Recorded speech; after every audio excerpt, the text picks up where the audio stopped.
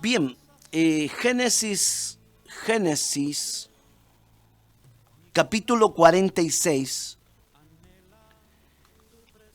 y leo el verso 34 en el nombre del Padre, del Hijo y del Espíritu Santo. Dice así: entonces diréis, hombres de ganadería han sido tu siervo, desde nuestra juventud hasta ahora, nosotros y nuestros padres, a fin de que moréis en la tierra de Gosén, porque para los egipcios es abominación todo pastor de oveja. Porque para los egipcios es abominación todo pastor de oveja. Mi Señor, dame una nueva ayuda. La ayuda que me diste ayer no me sirve hoy porque era para ayer. Me refiero a la ayuda para enseñar y predicar. Necesito una nueva ayuda. Úngeme, Señor, y que esta palabra pueda ser edificante para todos, por más que sea una palabra pastoral, pues todos necesitamos oír tu voz. Y toda escritura es útil. En el nombre de Jesús yo te lo pido. Amén y amén. Solo quiero recibir un toque tuyo. Bien, la Biblia dice que cuando Jacob viaja a Egipto y llega con su familia allá, entonces José los recibe y bueno, le habla a Faraón de sus hermanos y le dice que son pastores de oveja, son hombres ganaderos y que habían traído sus ovejas y sus vacas y todo lo que tenían a Egipto. Y él le da un consejo a sus hermanos cuando los llame Faraón y les pregunte cuál es vuestro oficio. Entonces diréis, hombres de ganadería han sido tus siervos desde nuestra juventud hasta ahora, o sea, pastores de ovejas, nosotros y nuestros padres. Y ahí aparece una frase: porque para los egipcios es abominación todo pastor de oveja. Es menospreciable. Hay una traducción que dice que es menospreciable el pastor de oveja. Es aborrecido, no es amado por los egipcios. Estaba viendo algunos comentarios para interiorizarme de qué se trata, y algunos dicen que, bueno, el problema era que ellos adoraban la ganadería. Para ellos la oveja era un dios, el toro, todo eran dioses. Y criar ovejas era abominable, para luego comérselas. La diferencia que tenía la oveja con la vaca es que la vaca comía lo que estaba sobre la tierra, pero la oveja comía el pasto, pero también comía la semilla. Esa es la explicación que dan algunos comentaristas. Por eso entonces era abominación un pastor de oveja para los egipcios. Pero uno siempre busca la intención de la escritura, qué quiso decir espiritualmente hablando. Hay una escuela que habla de la, ¿cierto?, que se llama la escuela espiritualista, que hay gente que interpreta la Biblia y todo lo espiritualiza, a veces lo saca de contexto. No trato de hacer eso, pero sí entiendo en el espíritu que hay cosas que están escritas y que Dios tiene una interpretación actualizada. Por ejemplo, el mismo caso cuando Pablo dice,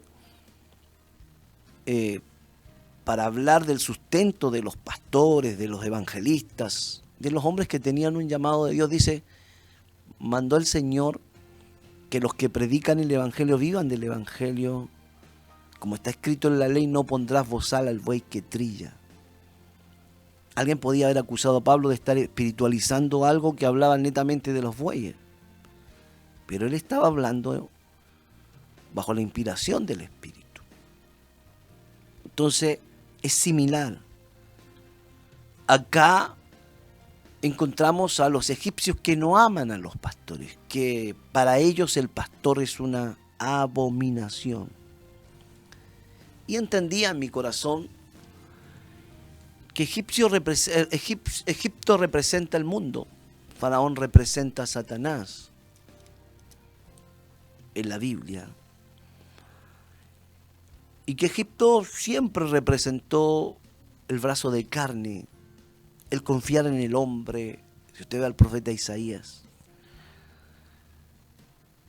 Y el pensamiento egipcio sería el pensamiento mundano. Y el mundo no quiere a los pastores.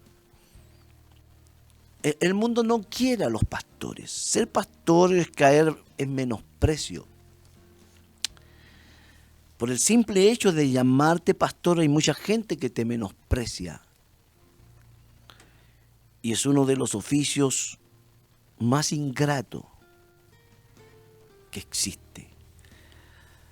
Hace poco fuimos a ungir 2 pastores a Coquimbo, el pastor Mauricio Llano, el pastor Álvaro Ramo. El pastor Álvaro Ramo es enviado por la iglesia Pozo de Agua Viva como misionero, como encargado de obra, y él está dispuesto a irse a servir al Señor cuando recién tenía una casa que había adquirido, la tenía muy bonita, muy hermosa, el sueño de cualquier matrimonio, tener una casa propia, pero deciden dejar todo y obedecer a su pastor para ir a levantar una iglesia a una tierra quizás desconocida, dejando y privándose para ir a levantar una iglesia. Por otro lado está el pastor Mauricio Llano, que va de vacaciones a Coquimbo. Él tenía un taller mecánico, tenía maestros, 7 o 10 maestros que trabajaban, él era su jefe, le iba muy bien.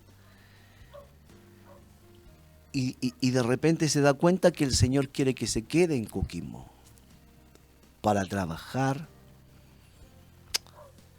al Señor como uno encargado de obra. Pasan los años, vemos los resultados, el fruto, y se les confirma como pastores. Cuando se unge a un pastor hay llanto, hay lágrimas, hay emoción. Pero para eso estamos los pastores más ancianos, por así decirlo, antiguos. Para decir que el pastorado no es un título. No es como alguien cree que es un título. Es un oficio. Es un trabajo. Por eso dice la Biblia que el que anhela obispado, buena obra, desea. En otras palabras, el que quiere ser pastor quiere trabajar para Dios. ¿Cierto? Y no está malo anhelarlo, pero tienen que entender que no es un título. Me he encontrado con mucha gente que busca el título. Y cuando una vez tiene el título se sienten que ya nadie les puede enseñar, que nadie le puede decir porque yo soy pastor. Y muchas veces nos hemos encontrado con gente que cree que no tiene nada que aprender porque es pastor. Pero la verdad que un líder, cuando deja de aprender, deja de ser líder. Entonces, el ministerio pastoral es un trabajo. Y cuando uno llega a ser pastor, tiene que saber que va a pasar por momentos muy difíciles. Hace un tiempo se hizo una encuesta Y ser pastor era una de las profesiones más difíciles del mundo. Entre ellas, ser presidente de un país debe ser muy difícil, hermano. Ser presidente de una nación,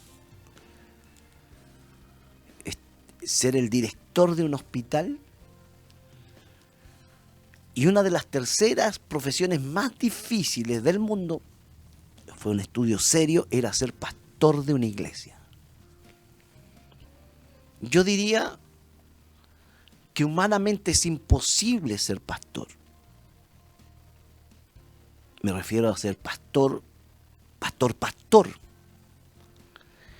Siempre me recuerdo, estábamos en una conferencia, en una reunión de pastores, y se levantó el pastor Efraín Matus Maldonado, que ya llevaba casi 50 años de pastor.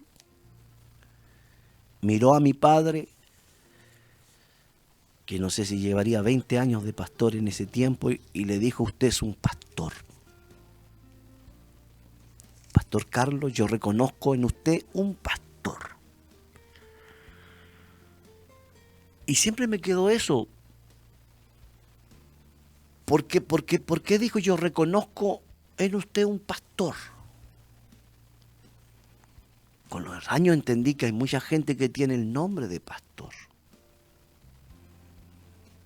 pero no es pastor. Y ya se me ha hecho más familiar, porque cuando hablamos con viejos pastores decimos: no, él es pastor. Porque hay intrusos en el ministerio. Hay gente que cree que el pastorado es como un tipo trampolín. ¿Ha visto esos trampolín cuando alguien quiere tirarse en la piscina y saltar muy alto y luego zambullirse? Y hay gente que busca el pastorado como un trampolín, como una vitrina para exhibirse y para cumplir sus anhelos personales.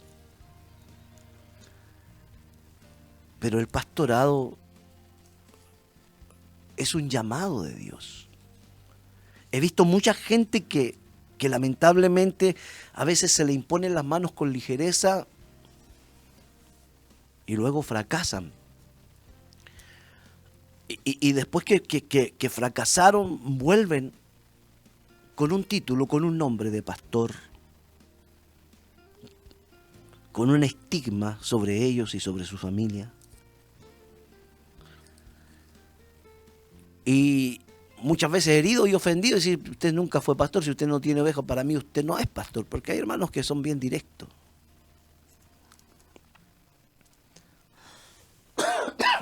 Pero cuando alguien entra al ministerio sin tener llamado de Dios, va a sufrir él,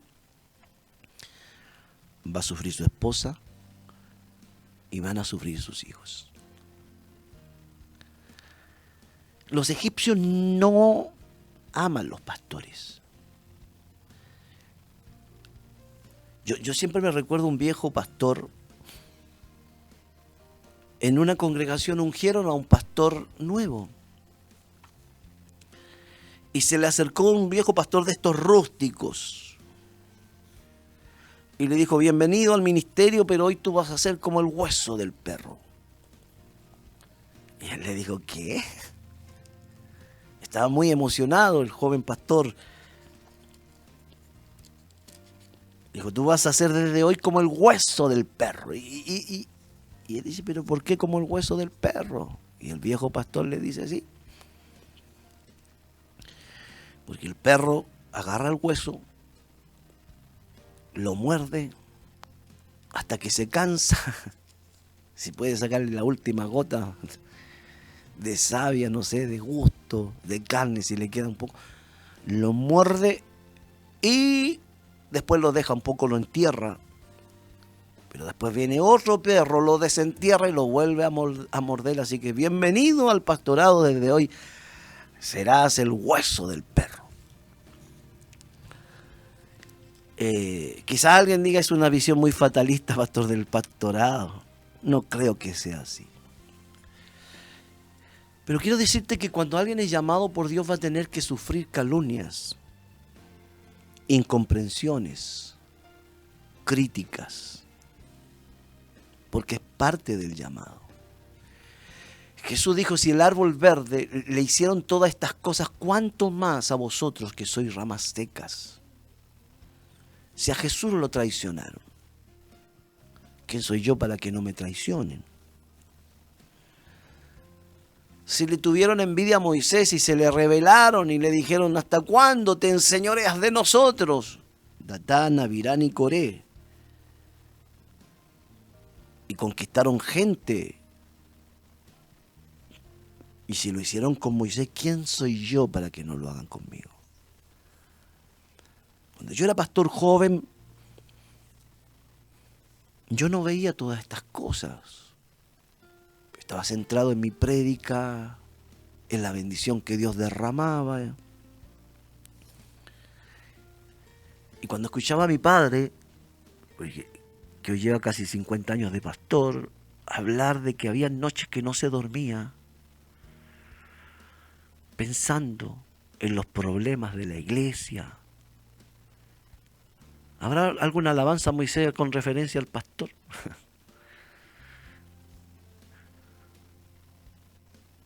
Yo decía, ¿y cómo a mí no me pasa? ¿Por qué a mí no me pasa? Y por ahí pensaba y decía, a lo mejor a mi papá le pasa porque él, no sé, capaz yo sea más santo que él porque a mí no me pasa. O yo haga las cosas mejor que él, pensaba en mi inmadurez. Aunque tenía una buena enseñanza, al final decía, no, pero no sé, posiblemente a mí no me pasa. Pero cuando fueron pasando los años empecé a ver lo que eran las traiciones, las murmuraciones, y empecé a ver que tenía que amarlos igual, ayudarlos si necesitaban de mí, y no guardar ningún rencor en mi corazón. Pero me di cuenta que sí, que había noches que no podía dormir. Y que estábamos comiendo con la familia, pero en mi mente había un problema de la iglesia. Y una vez escuché a una pastora boliviana, su esposo era australiano. Y la pastora boliviana dijo que tenía su esposo, se llamaba Walter. Y dijo, Walter, tú eres muy buen pastor. Pero a veces desearía que tú fueras un mal pastor. Porque ella reclamaba su lugar como mujer, como esposa. Porque a veces el pastor puede tener una reunión familiar con su familia, con sus hijos, pero siempre a veces un llamado telefónico, algún hermano, algún problema. Y al final está en la mente ese problema. Y decía este pastor australiano, decía, el dentista trabaja, no sé, ponle de 8 a 6. Agarra su auto, se va a su casa, él no está pensando en las muelas. Se acabó su trabajo. Él no está pensando en los dientes ni en las prótesis. Ya se acabó. Se acabó. Pero el pastor es pastor las 24 horas del día. He querido esta semana tomar este tema porque hay muchos de ustedes que, quién sabe, tiene un llamado y a lo mejor no comprende a su pastor. Pero siento esta inquietud para que tú entiendas a tu pastor. Puede que tú camines en una iglesia acá en Santiago, fuera de Santiago. Honra a tu pastor, respeta a tu pastor, ama a tu pastor, porque estar en los zapatos del pastor es muy distinto que opinar de afuera. Me quedé en la introducción, yo creo que mañana sigo con el tema del pastor. A ver, Moisés, ¿tenemos una alabanza? La que sea. Amén. Escuchemos una alabanza nomás. Dios te bendiga, escríbame Dios te bendiga y Dios te guarde. Mañana seguimos con la segunda parte de El Pastor. Eres mi buen pastor.